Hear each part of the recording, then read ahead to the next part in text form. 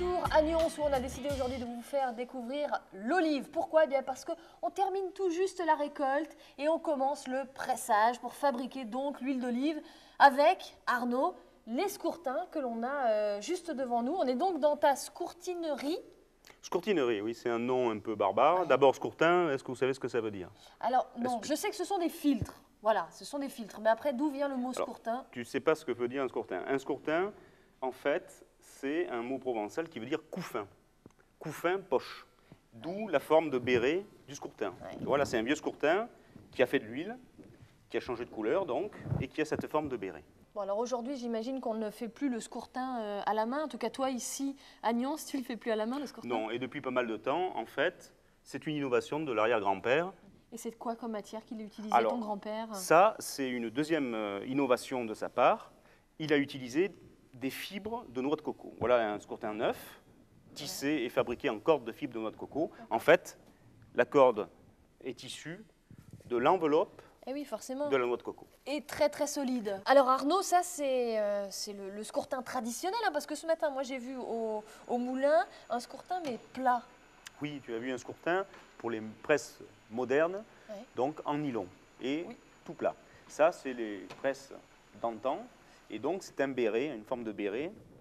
C'est là-dedans que tu mets la pâte d'olive. La pâte hein. d'olive. On la remplissait à la main, Voilà. cette pâte d'olive? On écrase les olives sous les meules. Oui, comme on fait encore aujourd'hui. Ça fait la pâte. La pâte, tu la mets dans ses poches. Ouais. Tu garnis bien, t'empiles les poches les unes sur les autres. Tu presses.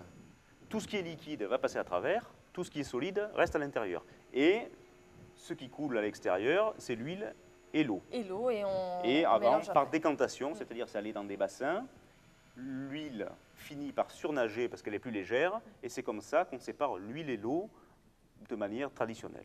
Ouais. Explique-moi un petit peu, ici aujourd'hui, on est chez toi, tu continues à fabriquer donc des scourtins. Tu as les machines, on voit, c'est de vieilles machines, hein.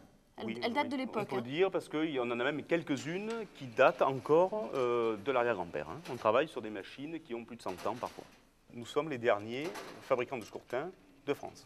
Eh bien voilà, en tout cas c'était un plaisir d'être avec toi aujourd'hui et de découvrir cet artisanat, puisque c'est une artisanat. On peut visiter, on peut venir visiter ton atelier. Bien sûr, l'atelier est ouvert du lundi au vendredi et on a même une boutique où on vend nos scourtins sur place avec aussi d'autres produits régionaux et même plus loin que de la région. Et c'est tout ici à Nyons, donc je vous conseille de venir faire un petit tour. Et puis je vous conseille également le Sentier des Oliviers. Le Sentier des Oliviers, vous partez de Nyons, vous faites un petit tour dans les musées, dans les moulins aussi, vous allez découvrir les artisans. Ça vous prendra à peu près 1h30, 2h, vous verrez une très très bonne idée de balade et pourquoi pas de week-end. On se retrouve la semaine prochaine dans un nouveau numéro de Pur Bien-être.